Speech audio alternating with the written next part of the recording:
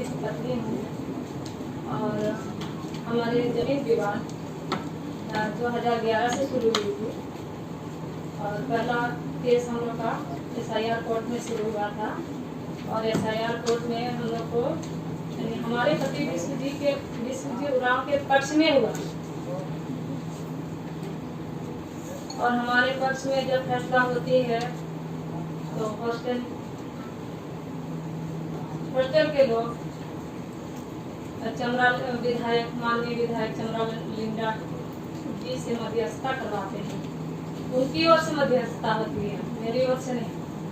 वे कहते हैं कि 20 डिसमिल जमीन हमें हॉस्टल के नाम में दान में दिया जाए। मेरे पति विश्वजीत वो बात भी स्वीकार देते हैं। उसके बाद वे लोग इस बात से भी मुकर जाते हैं। जब हम लोग दखलदानी के लिए जाते हैं वहाँ पहला जो हम लोग को हमारे पक्ष में जब फैसला हुई तो जब दखलदानी के लिए हम लोग गए वहाँ तो हम लोग को दखलदानी नहीं होने दिया, जबकि हमारे साथ पुलिस प्रशासन की CO CI भी थे, लेकिन हम लोग को वहाँ दखल पोजीशन नहीं लेने दिया गया। वहाँ से हम लोग को डांट फटकार के हटा दिया गया।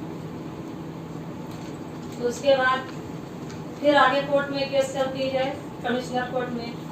वहाँ से भी हमारे पति यीशु जी के पक्ष में ही फैसला होती है। उसके बाद फैसला के बाद उन्होंने फिर से अपनी ओर से ही मध्यस्थता करवाने की बात हमसे करते हैं। सांसद माननीय समीर उरांव के साथ उनके बीच हमसे मध्यस्थता करवाते हैं। उसमें भी वे लोग बोलते हैं कि दान में हम लोग को दे दीजिए 20 डिसमिल और जो भी आपका 60 डिसमिल बनता है उसमें आप अपना कब्जा कीजिए। हम लोग कुछ नहीं बोलते। उसमें भी हमारे पति विश्वजीत प्यार हुए। बाद में वे लोग फिर भी बोलने लगे कि 10 डिसमिल हम लोग और लेंगे, जो हम लोग पैसे से लेंगे। उसमें भी तैयार हुए मास्टर, लेकिन वे लोग हर फैसले के बाद वे लोग पलट जाते हैं। उसे भी वे लोग मुकर गए। होने के बावजूद भी वे लोग मुकर गए। उसके बाद से वे लोग हम लोग को फिर काम वहाँ बंद कर दिए। काम हम लोग को करने नहीं दिया गया, नापी तक नहीं करने दिया गया।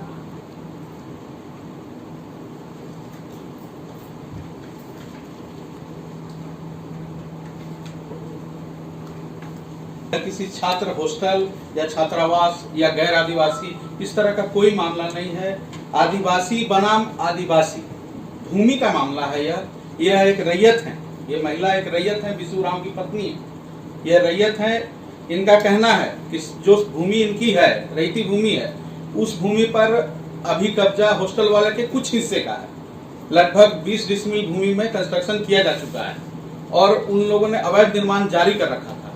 जबकि समीर उरांव साहब के मध्यस्थता में, चमरा लिंडा जी के मध्यस्थता में यह तय किया गया कि जो भूमि हॉस्टल के लिए, छात्रावास के लिए बनी हुई है, उसको एज इट इज रहने दिया जाए, उसको किसी प्रकार का कोई नुकसान न किया जाए और बाकी भूमि पर दखल-देहानी दिया जाएगा। लेकिन उस बात को अमान्य घोषित करते हुए उन लोगों को पूरी भूमि पर कब्जा करने का लालच समाया और फिर इस तरह से माहौल को क्रिएट किया गया कि इन लोगों की तरफ से वहां दंगा फैलाया गया, तोड़-फोड़ किया गया। ऐसा कुछ भी नहीं है। जी, मैं भी बोलना चाहती हूँ।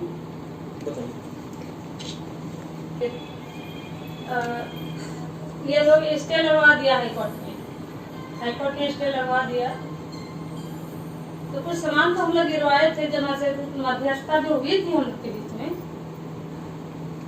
तो हम लोग सामान गिरवाए थे, ईटा बालू, कि हम लोग वो लोग जितना रखेंगे, हम लोग जितना दिए हैं उन लोग को, जितना मांगा हम लोग स्वेच्छा से दे दिए, ताकि हम लोग को सहानुभूति है। हॉस्टल के बच्चों के लिए सहानुभूति है। कितने दिन से पढ़ रहे, भी हमारे ही जात भाई के बच्चे हैं, जैसे हमारे बच्चे वैसे वे बच्चे भी हैं। इसलिए हम लोग को सहानुभूति लगा। हम लोग बोले ठीक है, इतना दिन से पढ़ रहे हमारे बच्चे, पढ़े लिखे, अपना भविष्य उजागर करें, ऐसा बोल के हम लोग यानी छोड़। जब हमारे लिए स्टे लग गया हाई कोर्ट में, तो उन लोग के लिए स्टे लगना चाहिए। हमारे ही समाज समाज कानून किया, उन लोग के लिए क्या स्टे का कोई वैल्यू नहीं था, सिर्फ हम ही लोग के लिए था। और रही बात है, हम एक आदिवासी महिला हैं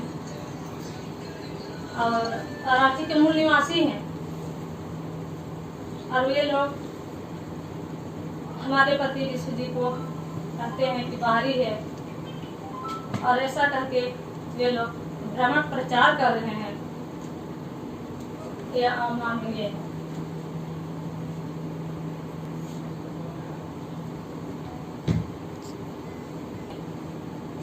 हमें कब्जा नहीं करने दिया और अपने लोग ही अवैध कब्जा करके रखा हुआ। ये लोग चाहते हैं कि किसी तरह से ये लोग छोड़ दे ये जमीन, और होटल के नाम से ये जमीन को कब्जा कर लेंगे, और उन लोगों को हमारे जमीन को कब्जा करने का ही ये सोची साजिश है, षड्यंत्र रचा जा रहा है। साथ ही जब भी हम लोग के फैसला में पक्ष में जब फैसला सुनाया गया विष्णु जी के पक्ष में, तो ये लोग जान से मारने का भी धमकी दिए हमारे पति को, वो भी हम थाने को सुपुर्द कर चुके हैं।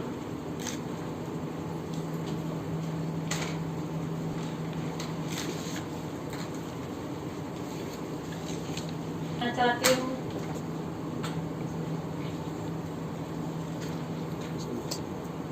कि जब हमारे साथ हमारा जमीन होते हुए भी हमें न्याय नहीं मिल रहा है, और हमें हमारे पति देव विष्णु जी को उन्होंने जमीन का लुटेरा कहा है, जब दो कोर्ट हमने फैसला दे दिया है, तो फिर हमारे पति देव कैसे हुए लुटेरे, जमीन लुटेरे?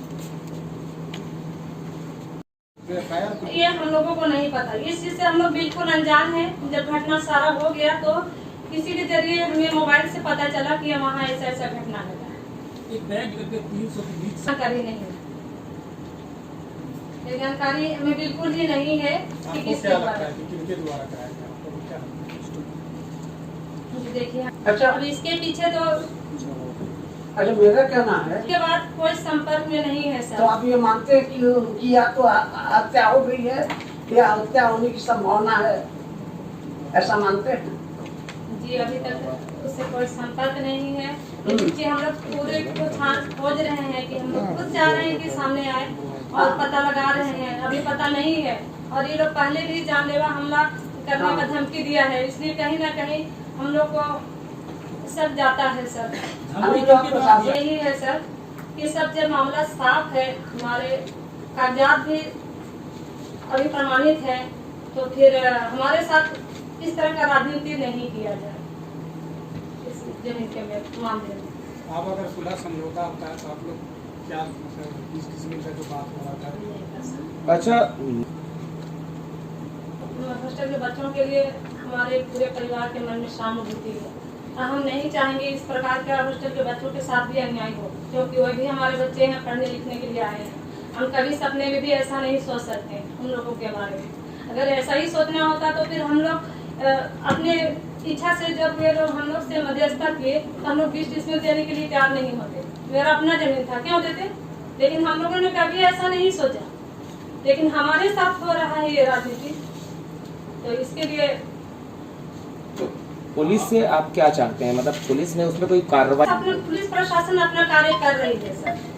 हमारे यहाँ भी घर में गए थे, वे पूछताछ किए, हम लोग सामने थे, और जो भी बात हुई सामने हुई सर। उस दिन उसके बाद से पति से कोई संपर्क भी नहीं हो पाया।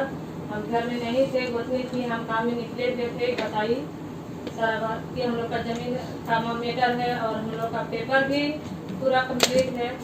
और जब हमको ये सब करना ही होता तो हम 14-15 साल केस क्यों लड़ते सर? हम लोग कभी कानून को हाथ में लेना नहीं चाहे। जैसे कि उन्माद, उन्माद। यहाँ एक उदाहरण दे रहा हूँ, छोटा सा उदाहरण देने का अवसर तो नहीं है, दुख तकलीफ का समय है इनके लिए भी और छात्रावास के छात्रों के लिए भी, लेकिन उन्माद का मतलब ये है कि एक दर्जी जोड़ने वाले सुई को माथे की टोपी में पिरो कर रखता है और काटने वाली कैंची को नीचे बांध कर रखता है। यहाँ उन्माद फैलाने का काम नेता लोग कर रहे हैं, छात्र सिर्फ पढ़ाई करते हैं, उनका काम अपना शिक्षण करना है और इसके अन्यथा और कुछ नहीं। ये जमीन मालिक है, इन्होंने छात्रों के लिए 20 डिसमिल अपना देने को स्वीकार किया, इसके बावजूद इनके नाम को उछाला जा रहा है, सामा जा रहा है, फंसाया जा रहा है, बार बार फंसाया जा रहा है। इनका घर परिवार तबाह हो रखा है। कुछ दिनों से बहुत मानसिक प्रताड़ना से मेरा परिवार गुजर रहा है। उधर जी जो विधायक बाद में उनसे किसी प्रकार की वार्ता नहीं की। फोन किया आपको तो जाकर अभी आपके कांटेक्ट में नहीं है, तो अहम मुद्दा है कि आपके पति है कहाँ, वो सामने आके बात क्यों नहीं कर रहे हैं? आप उनके बिहाफ में बोल रहे हैं, लेकिन वो कहाँ है? देखिए ये अभी हो गए थे, जिस दिन हुआ तो उस दिन बोले इस तरह का घटना घट गया है तो सारा इल्जाम तो वो लोग मुझ पर थोपेंगे। हम शायद ये खौफ है उनके मन में, पहले भी ये लोग इस तरह का बात कर रहे थे, तो इसी वजह से वे सामने नहीं आ रहे हैं। ऐसा हम सोच रहे हैं, इसलिए FIR नहीं करवा रहे। इतने सारे मीडिया हैं, आप हमको सरकार पर और हमारे पुलिस प्रशासन पर पूरा विश्वास है कि वे हमें न्याय जरूर दिलाएंगे। अच्छा, तो ये इसमें जो जमीन बच रहा उस पर अधिकार के लिए ये सब प्लानिंग रचा गया है कि इसको एक उन्माद के रूप में देखा जाएगा। छात्रों के ऊपर एक हमला, इस तरह का माहौल क्रिएट किया जा रहा है, आदिवासी छात्रों के ऊपर एक हमला, आप लोग का नाम खराब करने के लिए। बस होटल संचालक ही तरह करवाए। विरोध होना चाहिए था। ज्यादातर रांची में जो आदिवासी जमीन का मामला है उसमें यही देखा गया कि बहुत से मामलों में तो ऐसा हुआ कि बेच दिया, उसके बाद फिर क्लेम किया, तो ऐसा कुछ नहीं था आपका? जी नहीं, हम लोग बेचे नहीं हैं। अच्छा। जमीन के संचालन